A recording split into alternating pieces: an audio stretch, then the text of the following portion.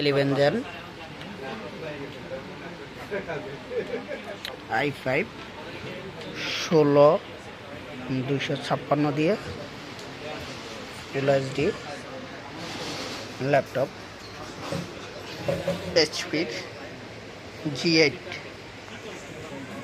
G8 model 840 G8 laptop আছে available, আপনারা চাইলে নিতে পারবেন। 11 জেনারেশনের